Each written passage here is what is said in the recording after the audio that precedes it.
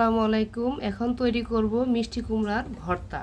তার জন্য এখানে আমি যতটুকু পরিমাণে ভর্তাটা তৈরি করব ততটুকু পরিমাণে মিষ্টি কুমড়া নিয়েছি। এখন একটা গ্রেটারের সাহায্যে খোসাটা ছাড়িয়ে নেব। খোসাটা আমি ছাড়িয়ে নিয়েছি। এখন পাতলা পাতলা করে টুকরো করে কেটে নেব। আমার পছন্দ মতো ছোট ছোট টুকরো করে কেটে নিয়েছি। এখন ভালোভাবে ধুয়ে সেদ্ধ করে নেব। মিষ্টি কুমড়োটা সিদ্ধ করার জন্য চুলায় একটি তাওয়া বসিয়ে পানিটা আমি ফুটিয়ে নিয়েছি। এখন কেটে রাখা মিষ্টি কুমড়োগুলো দিয়ে দিলাম সিদ্ধ হওয়ার জন্য। পরিমাণ মতো লবণ দিয়ে দিলাম। এখানে আমি হাফ চামচ পরিমাণ লবণ দিয়ে দিয়েছি। অল্প পরিমাণে কিন্তু পানিটা আমি নিয়েছি, যেহেতু অল্প সময়ে সিদ্ধটা হয়ে যাবে। একটু নেড়ে নেব। পানিটা শুকানোর আগ পর্যন্ত ঢাকনাতে ঢেকে রাখবো।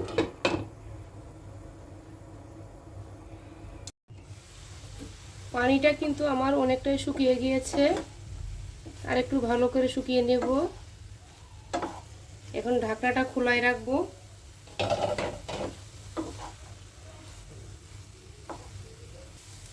পানিটা শুকিয়ে গিয়েছে। এখন পরিমাণ মতো তেল দিয়ে একটু ভাজবো।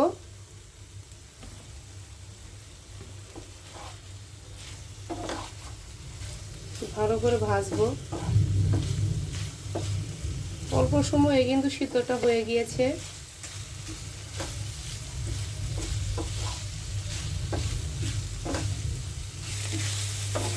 মিষ্টি কুমড়াটা আমি ভালো করে ভেজে নিয়েছি। এখন একটি প্লেটে নামিয়ে নেব। মিষ্টি কুমড়া ভাজাটা একটা প্লেটে নামিয়ে নিয়েছি। তাওয়াটা পরিষ্কার করে চুলায় আবারও বসিয়ে দিয়েছি। এখন পরিমাণ মতো তেল দিয়ে দিলাম। ভর্তাটা বানানোর জন্য এখানে আমি কিছু শুকনো মরিচ ভেজে নেব। এক পাশ ভাজা হয়ে গেছে, আর এক পাশ ভালো করে একটু নেড়ে একটু মচমচা করে ভেজে নেব। মরিচগুলো আমার ভাজা হয়ে গেছে। এখন আমি নামিয়ে বাকি তেলে আগে থেকেই কেটে রাখা পেঁয়াজ কুচি দিয়ে দিলাম। হালকা করে একটু ভাজবো পেঁয়াজগুলো।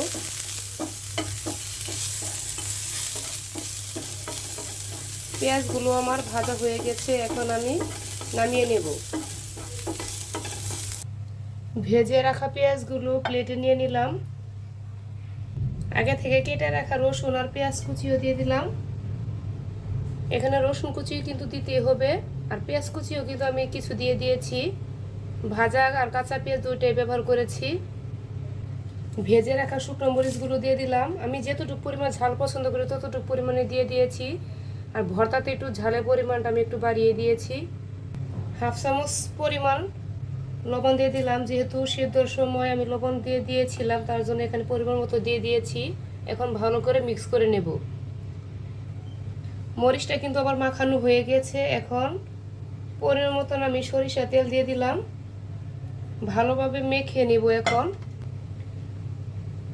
ভর্তাটা আমার মাখানো হয়ে গিয়েছে। হয়ে গেল আমার খুবই মজার মিষ্টি কুমড়ার ভর্তা। আমি যেভাবে ভর্তাটা তৈরি করেছি আপনারা একদিন এভাবে তৈরি করবেন। ভর্তাটা অনেক কিন্তু মজার হয় খেতে। খুবই অল্প সময়ে অল্প উপকরণে কিন্তু তৈরিটা হয়ে গিয়েছে।